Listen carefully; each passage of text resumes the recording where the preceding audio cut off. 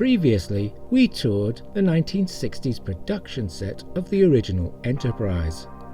In this brief video, we shall tour the refit Enterprise set built for Star Trek the Motion Picture.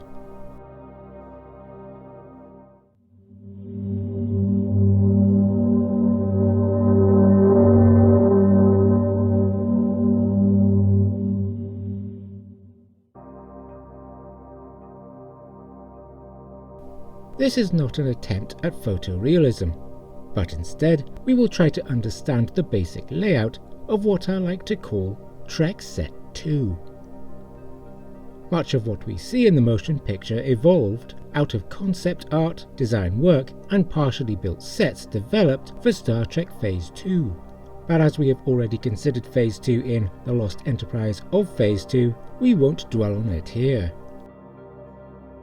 Also, it should be noted that whilst I have done my best to be as accurate as possible, there are undoubtedly mistakes. There were parts of the set I found difficult to get a good view of, but let's take a look at what I did manage to recreate. What we have here is much of the refit Enterprise set as laid out on Stage 9 of the Paramount lot in the mid to late 1970s. Our recreation does not include the rec deck, the cargo deck, or the officers' lounge in which Kirk and McCoy have their private talk with Spock. As they dictate the layout, let's begin with the corridors. There was one curving corridor and two straight corridors running outwards.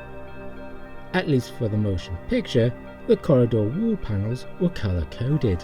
According to one particular source, these colours were brown for Deck 4, D Deck, red for Deck 5, E Deck, silver for Deck 6, F Deck and the engineering hull, white for Deck 7, G Deck, blue for Deck 8, H Deck, and yellow for Deck 9, I Deck. The bridge set was down here, to the right, and it was separated from the rest. There were 3 turbo lifts, 2 on the bridge, which was the centre of the dramatic action, and one accessing the corridor at one of the junctions. In the centre of Stage 9 was main engineering, a 3-story structure which used forced perspective to create the illusion of greater size. There must have been a recess or well in the floor of Stage 9 to accommodate the lower segment of the vertical intermix chamber. The engineering set opened onto one of the corridor junctions, and running straight from those doors was the impossible corridor. Following the curving corridor round, we come to the transporter room, with its machinery flats and control pod. There was a passage here leading around the back of the pod and off stage. Further around was the Sickbay complex, Dr. McCoy's office, a waiting area, the examination room, and the ward. The chairs in my recreation I have based on those seen in The Wrath of Khan, as I could not get a good view of them in the motion picture.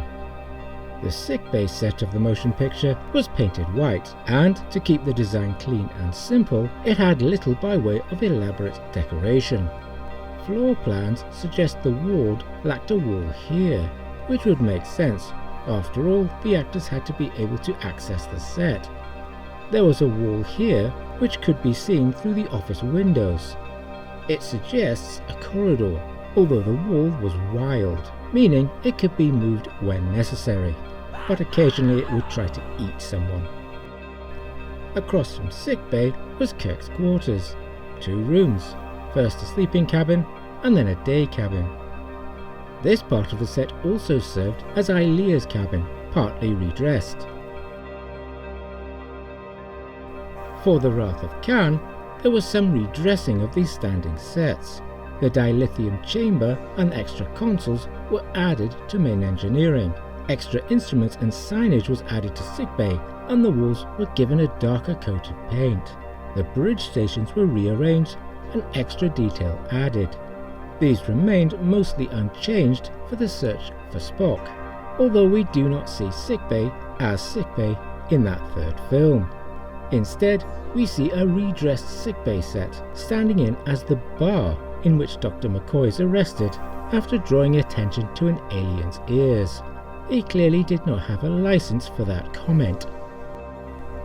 These sets would stand on Stage 9 for a quarter of a century, undergoing redress after redress, and becoming the Enterprise D of the next generation and Voyager in Voyager.